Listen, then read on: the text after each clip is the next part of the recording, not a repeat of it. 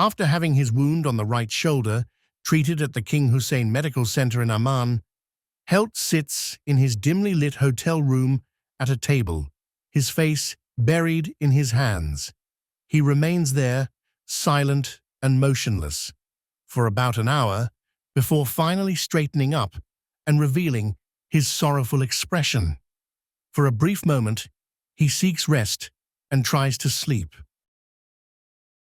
The next morning, Helt and Harrington meet at the World News Cafe in Amman Airport, each carrying a small suitcase containing only the essentials in clothing and supplies. Harrington pours a generous amount of milk and sugar into his coffee, stirring it in an almost theatrically slow, indulgent manner, while looking at Helt, who has just settled into the red-colored leather seat of the cafe. That was pretty close, my dear. We still waited until it got loud before stepping in. After all, unlike our politicians, we tend to be more discreet and don't interfere too much in the work of our German colleagues, unless they find themselves in truly dire situations that require us to bail them out. Helt responds after a brief, scrutinizing glance. That's really kind of you. When it comes to brute force, you're certainly well equipped, my dear. You generously leave the delicate work to me, only to swoop in at the showdown, like in an American Western, and claim the glory. Stick to what you know best. You Germans have a few skills that fit quite well into our plans, but in the end, it's only about who wears the yellow jersey. No offense. After taking a sip of his probably overly sweetened coffee, without showing any reaction, he says in a patronizing tone, Let's put an end to these petty, pointless arguments and get to the essentials. Helt holds his serious gaze for a few seconds, then finally smiles with a slightly sarcastic expression and replies, The essentials. Good idea. What are your proposals for the next steps in Colombia? This has all been planned long ago and is already on C's desk. Your esteemed Korean associate, what's his name again, is authorized to accompany you if you wish. Your superior C seems quite impressed with his qualities as an auxiliary agent. Jinwoo Park. Be that as it may, we will accompany you into the Colombian jungle with a special intervention unit and position ourselves at a safe distance from Volkov's headquarters to avoid drawing attention. We don't want to risk being detected and having Volkov send her tin army after us. That would be the end of the mission, considering how I assess their effectiveness in dense jungle compared to a unit of living combatants. You, Helt, will hopefully possess the necessary skills to infiltrate the facility unnoticed with your companion. Helt looks at Harrington with a piercing gaze. You underestimate me. An hour later, Helt is already on the plane to Colombia, gazing thoughtfully out of the small window of a large Royal Jordanian aircraft at the endless expanse of clouds, above which the plane seems to hover motionless. After an exhausting 20-hour flight, Adrian Helt finally lands in Bogotá, the bustling capital of Colombia. The night is cool, the high-altitude climate unusually crisp, yet the city's lights cast a warm glow. From the modern El Dorado International Airport, he makes his way into the busy downtown area to spend the night in a small, inconspicuous hotel. Through the thin door of his room, the distant sounds of honking cars and street musicians drift in.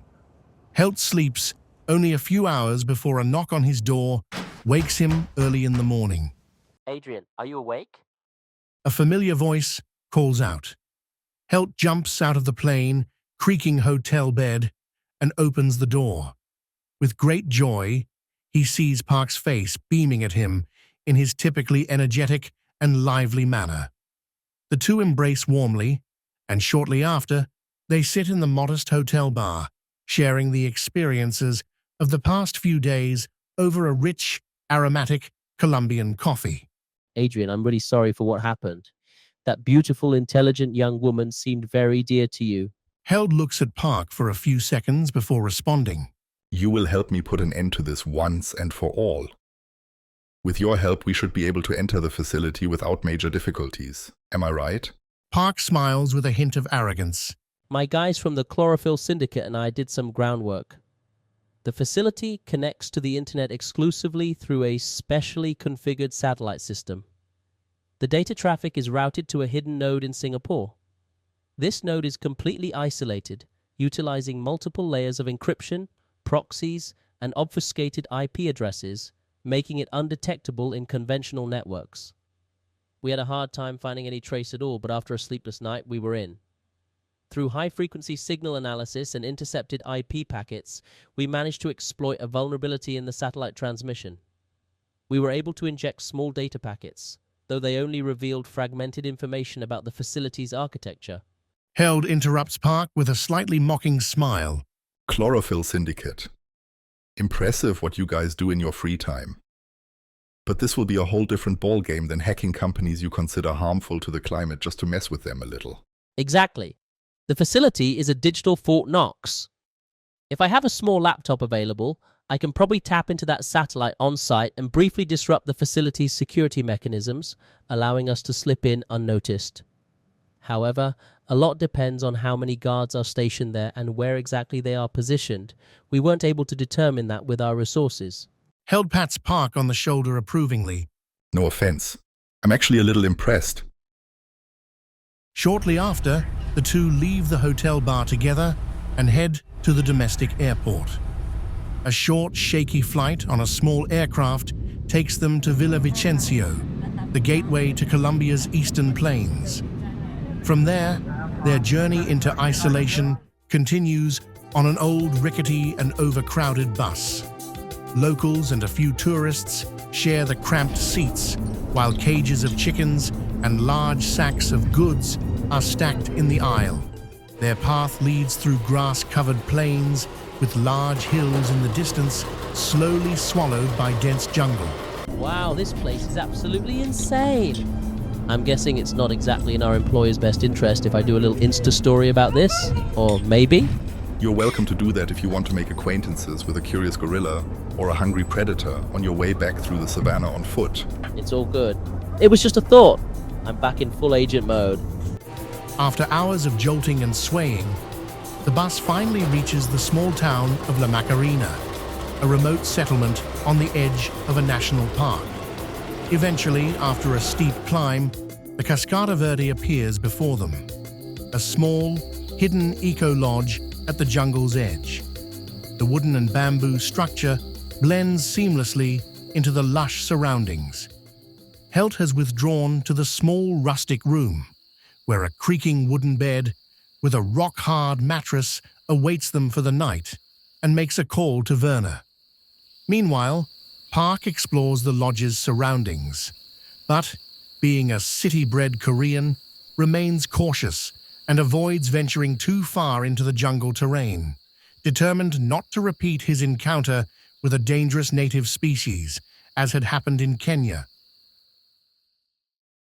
After a humid, sultry night set against a mesmerizing symphony of nature, gentle, rhythmic chirping of crickets, the distant plaintive, almost eerily human-like calls of a tropical owl, Park suddenly jolts awake as the sharp clatter and rustling of movement echo just outside the lodge. Adrian, what's going on out there? He calls out in alarm. Helt turns away from Park and mumbles drowsily, That's our colleagues from the CIA. They're setting up their camp here. I haven't seen any of the lodge staff since last night, so I'm pretty sure our American allies have turned this place into a high-security zone. Shortly after, Harrington stands in the doorway with a smoldering cigarette in his mouth. Good morning, gentlemen. In 1 hour, you should be ready to march if you don't want to miss the grand showdown. Harrington leads the two outside, where they find a hastily arranged campsite protected by camouflage nets. In front of the tents stand 12 visibly well-trained men with light gear, specialized equipment, including night vision devices, and Heckler and Koch HK 416 assault rifles as their primary weapons. The small unit is further supported by 2 additional men, snipers armed with an M110 SASS and an MK-13 Mod 7 sniper rifle. Wow, this is better than any action game on the Xbox. Impressive.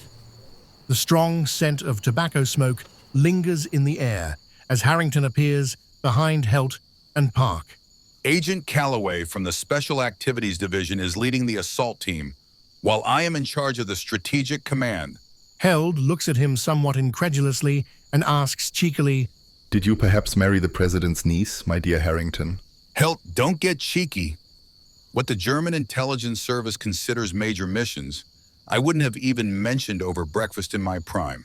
Well then, I guess we're lucky to have you with us.